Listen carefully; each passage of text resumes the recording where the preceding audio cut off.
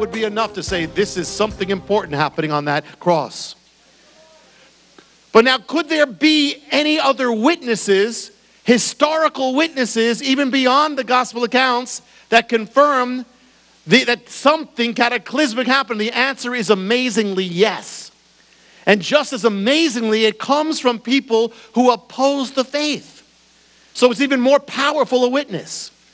The Talmud consists of the writings of the rabbis. The rabbis who did not believe in Yeshua, Jesus, as the Messiah. And some of those writings extend into the 3rd, 4th, 5th centuries. But the earliest writings or the earliest notes are based on the writings and accounts from the time of Messiah. The practices that went on in the temple at that time in the land of Israel. And one of those books is called the Book of Yoma in the Talmud. Orthodox Jews read this book. Yoma 39a. The rabbis record a phenomenon, strange events that take place in the temple of Jerusalem. Signs, events of such significance, they deemed it worthy of recording it in the closest thing they had after the scriptures. What happened? Here's they record here. One sign here. Now, it has to do with light. In the beginning, it says, God said, let there be light. The light is a symbol of God. So in the temple of Jerusalem, they kept the menorah, the 7-branch candlestick. Looks like the Hanukkah menorah. It was this golden light of God, these 7 branches that always burned in the darkness, the symbol of the light of God. The menorah, the light, and in it were 7 cups of oil, filled and refilled by the priests in the holy place, burning by the veil, the holy veil, a sign of the light of God and the anointing on Israel. Every day it burned in the darkness, kept burning by the priests. By tradition, the central lamp was the westernmost lamp that lit up all the other ones. The western lamp was like on the Hanukkah menorah, it's the light that lights all of the rest, all of them. It would be kept lit at all times, the rabbis say. It could only be relit. It could only be relit not from another light. It could only be relit from the fire of the altar. It was the fire on the altar of the sacrifice that lit that light that lit the rest up. And it could light all the other lights up. So it's burning from the altar of sacrifice. And so it was recorded that it was always lit first. And we kept burning even when the other ones would go out. So it's always there. The rabbis noted this was a sign. And they wrote that this was a sign of the glory of God, his presence on Israel, on the temple. But the rabbis record something happened. In the 1st century, something happened that had to do with Israel's light.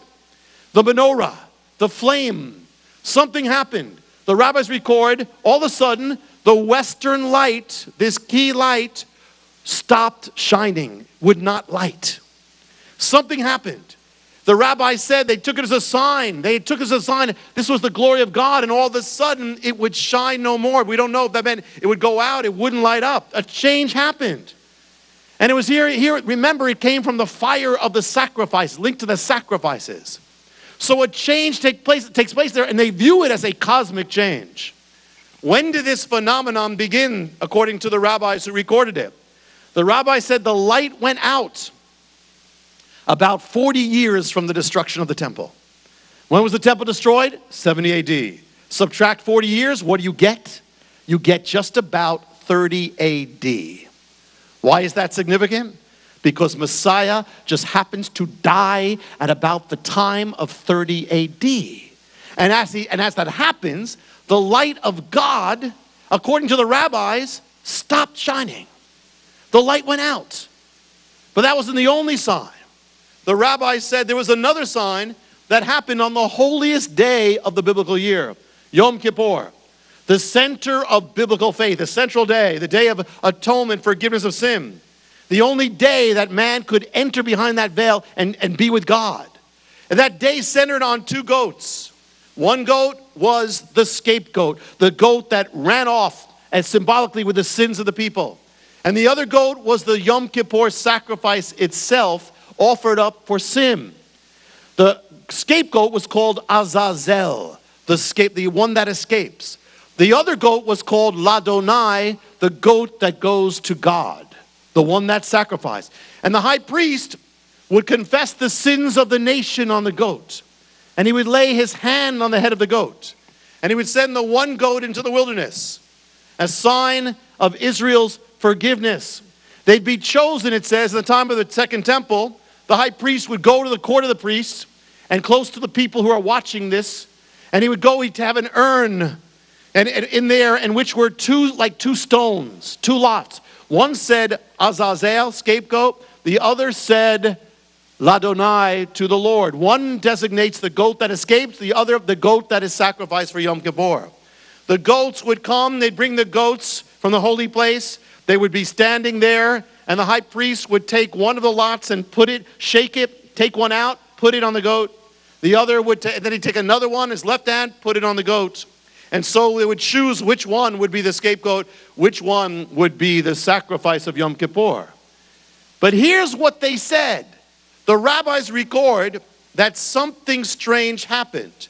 In the first century, something happened. It had to do with forgiveness of sin.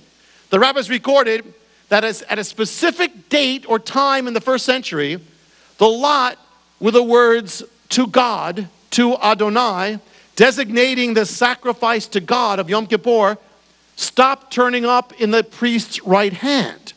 Now they said that if the sacrifice comes in the right hand, they said that's a good sign, God accepting it.